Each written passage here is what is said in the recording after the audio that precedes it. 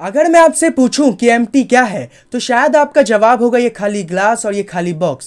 लेकिन फिजिक्स के नज़रिए से देखा जाए तो ये सब चीज़ें एम्प्टी नहीं है, क्योंकि हमारे आसपास एयर मौजूद है और एयर के 1 क्यूबिक सेंटीमीटर में 30 क्विंटिलियन मॉलिक्यूल्स होते हैं जो उस ग्लास में भी प्रेजेंट है।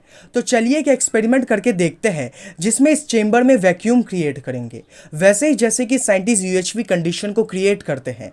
यूएचवी यानी कि अल्ट्रा हाई वैक्यूम, जिसमें होता क्या है कि एक चेंबर में एयर प्रेशर को जितना हो सके उतना कम कर देते हैं, जिससे चेंबर अल्ट्रा हाई वैक्यूम में क्रिएट हो जाता है। लेकिन फिर भी यूएचवी चेंबर में 100 पार्टिकल्स पर क्यूबिक सेंटीमीटर में रह जाते हैं, और इससे भी कम पार्टिकल्स के लिए हमें जाना होगा स्पेस में, जहां दो प्लैनेट्स के बीच और हमारे सोलर सिस्टम में 10 पार्टिकल्स पर क्यूबिक सेंटीमीटर में प्रेजेंट होते हैं, और इससे भी कम गैलेक्सी के बाहर यानी कि हमारे मिल्की वे से बाहर पर क्यूबिक मीटर में 1 पार्टिकल मौजूद होता है।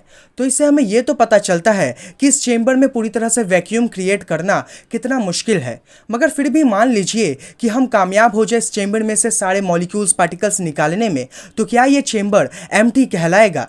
तो क्वांटम मैकेनिक्स के मुताबिक जवाब है नहीं, क्योंकि इस चेंबर में क्वांटम लेवल पर यानी कि बहुत ही छोटे लेवल पर एनर्जीज में रैंडमली चेंजेस हो रहे हैं, और इसे कहते हैं क्वांटम फ्लक्चुएशन या वैक्यूम फ्लक्चुएशन। और इसी बीच वर्चुअल पार्टिकल्स एग्जिस्टेंस में आते हैं।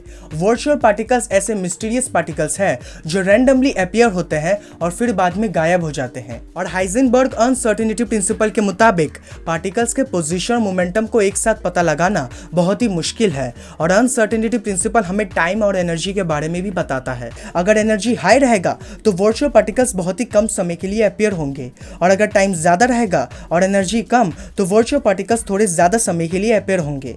लेकिन ये टाइम इतना ज़्यादा भी नहीं है कि वर्चुअल पार्टिकल्स को डायरेक्टली डिटेक्ट किया जाए, लेकिन उनके फोर्सेस के बारे में हमें पता चलता है, और इसे प्रूव करता है कैजिमिर इफेक्ट। 1948 में फिजिसिस्ट हेनरी कैजिमिर ने बताए थे कैजिमिर इफेक्ट के बारे में, और 1997 में कैजिमिर इफेक्ट को सक्सेसफुली प्रूव भी किया गया था। तो कैजिमिर इफेक्ट में होता क्या है कि एक वैक्यूम चेंबर में दो मेटल प्लेट्स को आमने सामने रखा जाता है, और दोनों प्लेट्स के बीच की दूरी कुछ नैनोमीटर्स होती है, यानी कि बहुत ही कम। और जगह कम होने की वजह से यहाँ उतने वर्चुअल पार्टिकल्स नहीं हैं जितने कि दोनों प्लेट के इस तरफ है, इसलिए ये दोनों प्लेट एक दूसरे के और नज़दीक आ जाएंगे। और ये वर्चुअल पार्टिकल सिर्फ इस वैक्यूम चेंबर में ही नहीं, हमारे आसपास और यूनिवर्स में भी मौजूद है। तो इससे हमें ये पता चलता है कि अपनी पृथ्वी और पूरे यूनिवर्स में ऐसी कोई जगह नहीं है जो एम्प्टी हो। और ऐसे इंटरेस्टिंग टॉपिक्स पर वीडियोस देखने के लिए चैनल को सब्सक्राइब कर लीजिएगा। Thanks for watching.